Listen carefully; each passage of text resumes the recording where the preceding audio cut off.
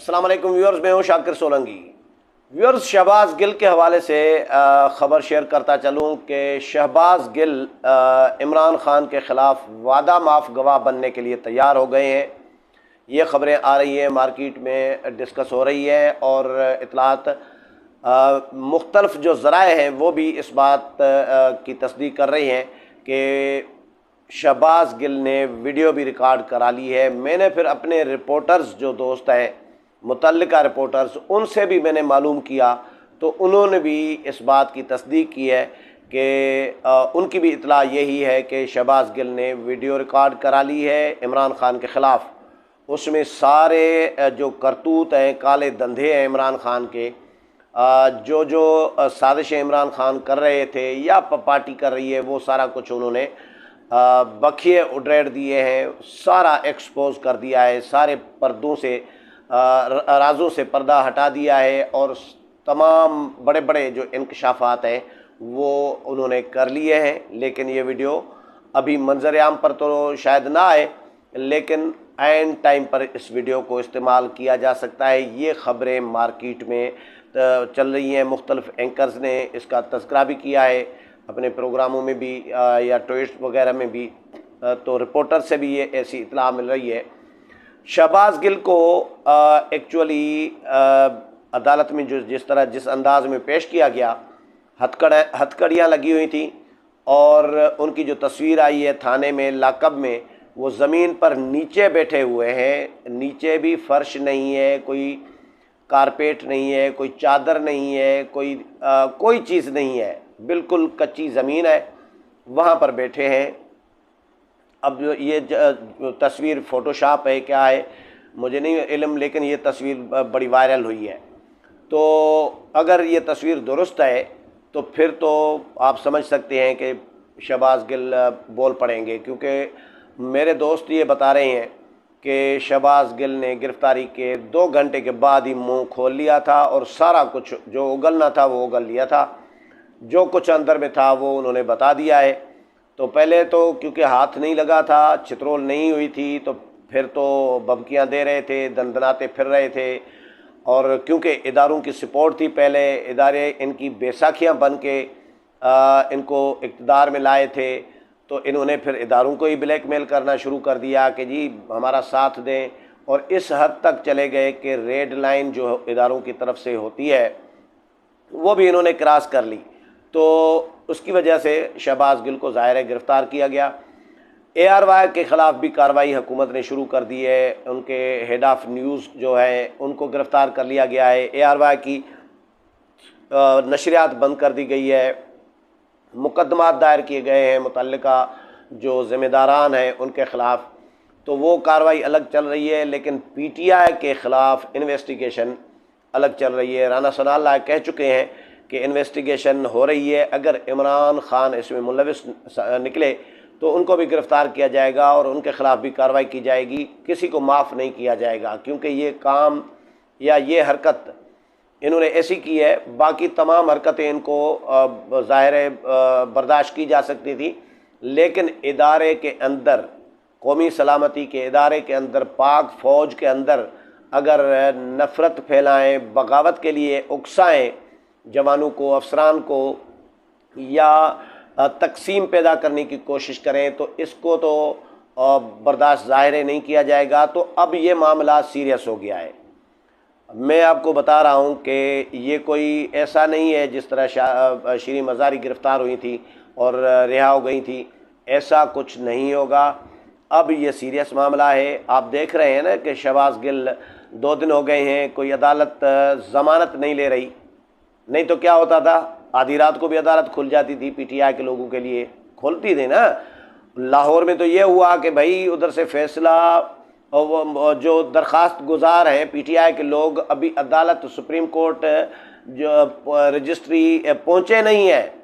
लेकिन रजिस्ट्रार साहब पहले अदालत पहुँच जाते हैं लाहौर में, और वो कहते हैं किधर है जी दरख्वास्त, किधर है दरख्वास्त। तो उनको बताया जा रहा है कि जी दरख्वास्त तैयार हो रही है, बस आ रही है। तो अदालत पहले पहुंच जाती है, जजेस पहले पहुंच जाते हैं और रजिस्ट्रार पहले पहुंच जाते हैं, मुद्दई बाद में पहुंचता है, जिससे फरियाद लेनी होती है, जिसकी फरियाद सुननी होती है। तो ये भी हमने देखा, पीटीआई के लिए भी ये पीटीआई के लिए होता रहा। लेकिन अब क्या हो रहा है, अब 2 दिन से कोई अदालत नहीं खुल रही, और जिस अदालत में पेश किया गया है उसने भी रिमांड दे दिया है, कोई ज़मानत पे रिहा नहीं किया, रिमांड दे दिया है 2 दिन का। वैसे तो 14 दिन का पुलिस मांग रही थी, लेकिन अदालत ने 2 दिन का दिया है। तो बहरहाल ये मामला सीरियस है, और इसमें पीटीआई फॉरेन फंडिंग में भी ज़ाहिर है बचना तो मुश्किल था, और नाअहली अगर इंसाफ का तकाजा तो यही है, अगर सुप्रीम कोर्ट इंसाफ करे, अगर कोई हाई कोर्ट या कोई भी अदालत इंसाफ करे, तो फिर इमरान खान और पीटीआई फॉरेन फंडिंग में भी नहीं बच सकती। इमरान खान और पीटीआई, इमरान खान स्पेशली जो तोशाखाना केस है जिसमें तहाइफ उन्होंने बेचे हैं, उसमें भी वो नहीं बच सकते, क्योंकि उसी क्राइटेरिया के तहत नवाज शरीफ को सज़ा दी गई है। तो इमरान खान को कैसे वो कैसे सज़ा से बच सकते हैं। लेकिन अब जो इन्होंने ये काम किया है इमरान खान ने, ये कि पाक फ़ौज के अंदर बगावत के लिए उकसाने की कोशिश की गई है, और राना सनाल्लाह कहते हैं कि इमरान खान की सदारत में ये इजलास में प्लानिंग की गई है, फ़ैसला किया गया है, स्क्रिप्ट तय किया गया है, और 2 बंदों को दिया गया है, फवाद चौधरी और इनको शहबाज गिल को। शहबाज गिल कूद पड़े मैदान में और जाके ARY पे अब इनसे इन्वेस्टिगेशन की जा रही है। जो शहबाज गिल है, अब यकीनी तौर पर इन्वेस्टिगेशन यही चल रही है ना, यही चल रही होगी कि भाई आपको ड्यूटी लगाई गई थी, ये आपका अपना मौक़िफ़ था या पार्टी का मौक़िफ़ था। शहबाज गिल 1000 मौक़िफ़ बदले होंगे उन्होंने, लेकिन इन्वेस्टिगेशन वाले जो हैं वो भी ज़ाहिर है उनका काम ही इन्वेस्टिगेशन करना होता है। उनको पता है कि किस बंदे को से बातें किस तरह उगलवानी है। तो इनसे यही पूछा गया होगा इन्वेस्टिगेशन में कि भाई आपके साथ और कौन कौन इसमें मुशावरत में शामिल थे, इमरान खान का इसमें क्या रोल है,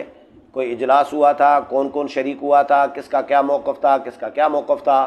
और आप क्यों कूद पड़े। ARY में आप कैसे पहुँचे, बीपर के लिए आपको कैसे लिया गया, ARY ने ख़ुद रब्ता किया या आपने ARY से रब्ता किया।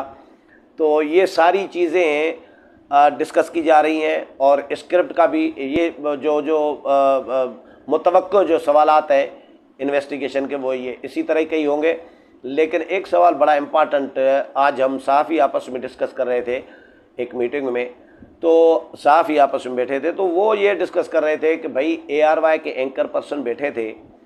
तो जब शहबाज गिल इस तरह की बातें कर रहे थे तो किसी ने उस वक़्त क्यों नहीं रोका। अब तो सुना है कि ARY ने माफ़ी ऑफिशियल मांग ली है,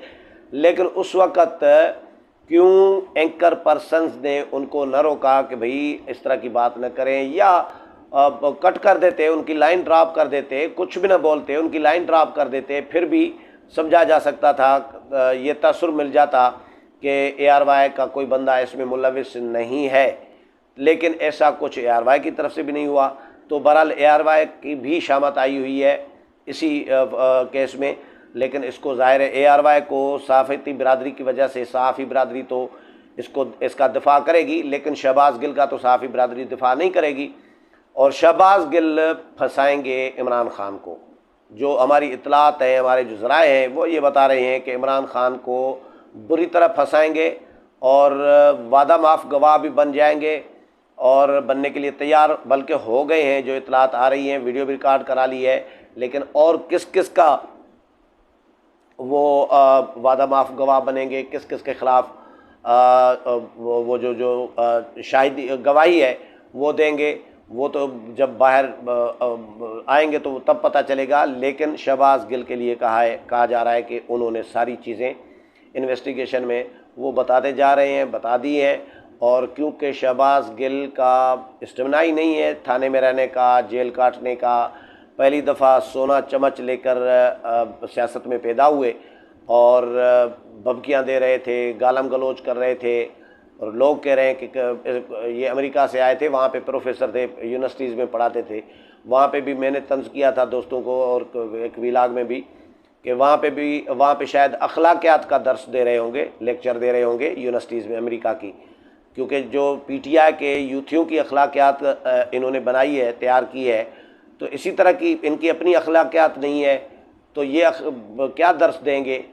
तो बहरहाल इमरान खान ने जो कुछ बोया है वही अब काट रहे हैं। इमरान खान इदारों ने इमरान खान पे एहसान किया था कि भाई आपको बनी पार्टी बनी बनाई, लोग तोड़ तोड़ के मुख्तलिफ जमातों से जहाज़ भर भर के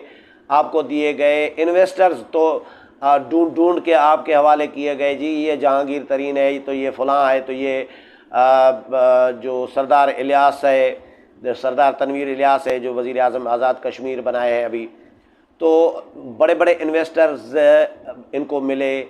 और इनकी पार्टी इनको बना के दे दी गई। लोग इनके जलसों में खाली कुर्सियां न दिखा दिखा के मीडिया ने इनको लीडर बनाया था। हमें भी हिदायत होती थी, मैं भी मीडिया में था,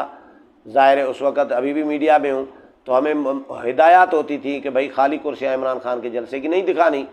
भरी भरी कुर्सियाँ दिखाओ ताकि जलसा बड़ा लगे, क्राउड बड़ा लगे, और बच्चियाँ नाच रही हैं, डांस हो रहा है, भंगड़े चल रहे हैं, हाँ जी जब आएगा इमरान बनेगा मेरा पाकिस्तान।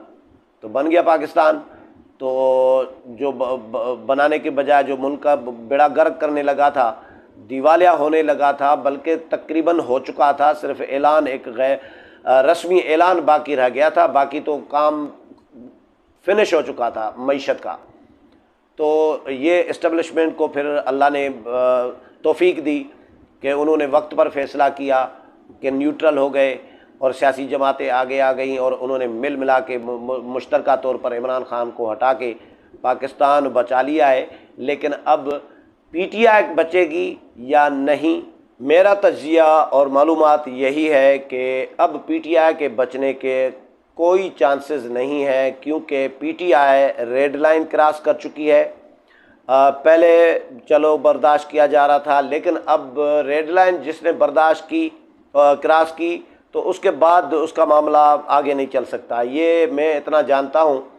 तो पीटीआई में ज़रा भी इमरान खान में अक्ल होती, समझ होती, वो वाकई अगर लीडर होते, तो जिस तरह इस इमरान खान को पार्टी बना के प्लेट में दे दी गई थी और हुकूमत में लाया गया,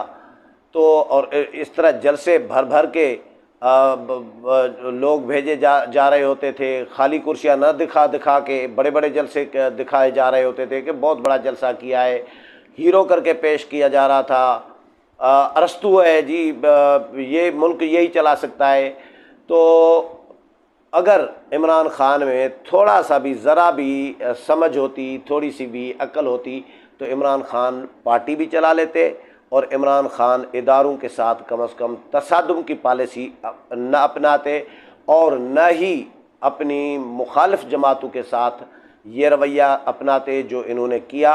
और न ही पार्लियामेंट के साथ सियासी जमातों के साथ या सियासत के साथ ये रवैया अपनाते, या मईशत के साथ जो इन्होंने 3.5 साल और पौने 4 साल में रवैया अपनाया। उम्मीद है प्रोग्राम पसंद आया होगा। अगले प्रोग्राम में फिर मुलाकात होगी, तब तक इजाज़त चाहता हूँ। अल्लाह हाफ़िज़।